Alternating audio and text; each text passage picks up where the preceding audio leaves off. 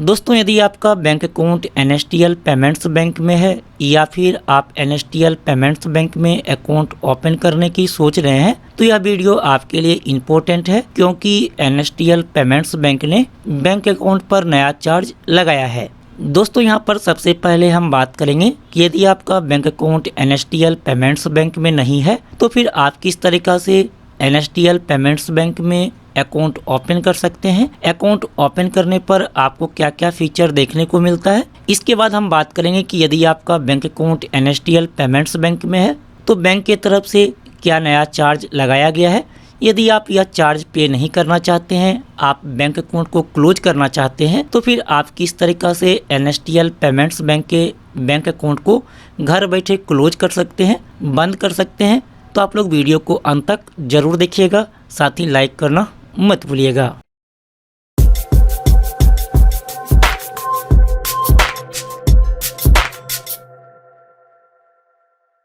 दोस्तों यहाँ पर सबसे पहले हम बात करें कि एनएसटीएल पेमेंट्स बैंक में अकाउंट ओपन करने पर आपको क्या क्या फीचर देखने को मिलता है। इसके बाद हम इसके चार्जेस के बारे में और अकाउंट क्लोज के बारे में बात करेंगे। दोस्तों आप लोग घर बैठे एनएसटीएल पेमेंट्स बैंक में अकाउंट ओपन कर सकते हैं। जब आप अकाउंट ओपन कर लेंगे तो आपको तुरंत ही अकाउंट नंबर मिल जाता है। इसके अलावा आप एनएसटीएल पेमेंट्स बैंक के मोबाइल बैंकिंग ऐप एनएसटीएल जीपी में लॉगिन कर सकते हैं।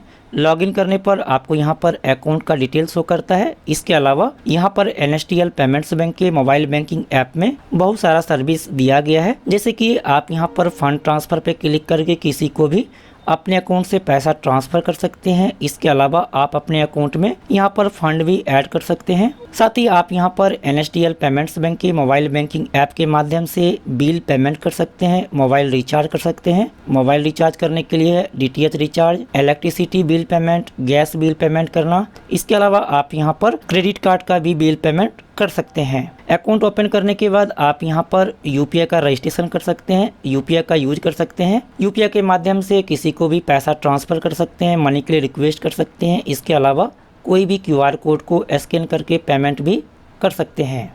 इसके अलावा आपको यहाँ पर और भी ऑप्शन देखने को मिलता है, जैसे कि आप यहाँ पर म्यूचुअल फंड में इन्वेस्ट कर सकते हैं।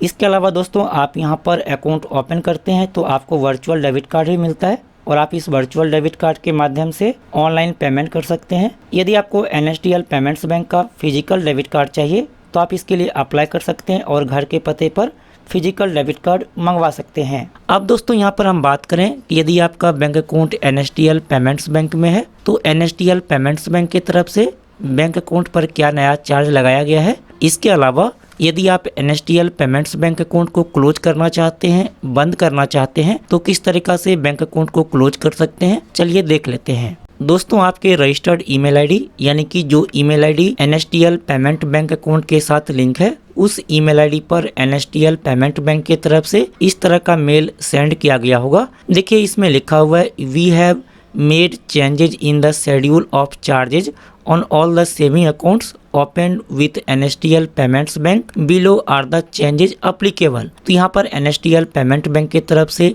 चार्ज लगाया गया है। तो यहाँ पर देखिए सबसे पहला चार्ज है SMS अलर्ट चार्जेज। तो अब आपको यहाँ पर SMS अलर्ट का चार्ज देना होगा, जो कि हर एक महीने आपके अकाउंट से 5 रुपए प्लस GST काटा जाएगा। तो SMS अलर्ट चार्जेज के रूप में आपको हर एक महीने 5 रुपए प्लस GST पे करना होगा। इसके बाद यहाँ पर है अकाउंट क्लोजर चार्जेज। यदि आपको लगता है कि हमें एनएसटीएल पेमेंट बैंक अकाउंट को क्लोज कर देना चाहिए, बंद कर देना चाहिए, तो अकाउंट क्लोज करने के लिए यहाँ पर देखिए बताया गया है, यदि आप जब से अकाउंट ओपन किया है उसके 14 दिन के अंदर यदि आप अकाउंट क्लोज करवाते हैं तो इसमें आपको कोई भी चार्ज नहीं लगेगा।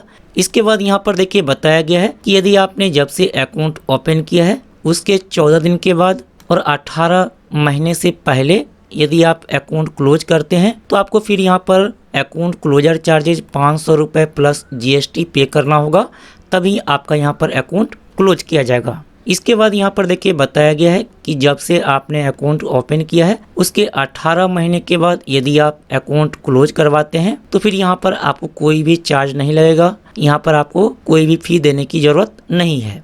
अब यहाँ पर देखिए बताया गया है कि यदि आप NSDL पेमेंट्स बैंक अकाउंट को क्लोज करना चाहते हैं तो घर बैठे क्लोज कर सकते हैं, बंद कर सकते हैं, जो कि आपको 31 जुलाई 2022 से पहले अकाउंट क्लोज करना होगा। अकाउंट क्लोज करने के लिए यहाँ पर देखिए NSDL पेमेंट्स बैंक का ईमेल आईडी दिया गया है। आपको इस ईमेल आईडी पर डिटेल सेंड करना होगा। डिटेल में आप क्या क्या लिखेंगे मैंने वीडियो के डिस्क्रिप्शन में फॉर्मेट दे दिया है, आप इसके अनुसार से रजिस्टर्ड ईमेल आईडी से NSDL पेमेंट बैंक को ईमेल करेंगे, जो कि यहाँ पर देखिए ईमेल आईडी दिया हुआ है। आपको ध्यान रखना है कि जो भी आपका email ID NSDL payment bank account के साथ लिंक है, उसी ईमेल आईडी से आपको अकाउंट क्लोज करने संबंधित ईमेल करना है, जो भी यहाँ पर ईमेल आईडी दिया गया है। जब आप यहाँ पर अकाउंट क्लोज करने का रिक्वेस्ट करते हैं, उसके 4 से 5 दिन के अंदर आपका NSDL payments bank account close कर दिया जाएगा। तो दोस्तों यहाँ पर NSDL पेमेंट्स बैंक की तरफ से जो नया चार्जेज लगाया गया है मैंने आपको डिटेल में बता दिया है। यदि आपको अकाउंट क्लोज करना है तो आप लोग आसानी से अकाउंट क्लोज कर सकते हैं। उम्मीद है कि आपको ये वीडियो पसंद आया होगा। लाइक करना मत भूलिए। फिर मिलते अगले वीडियो में, तब तक के लिए बाय, टेक केयर।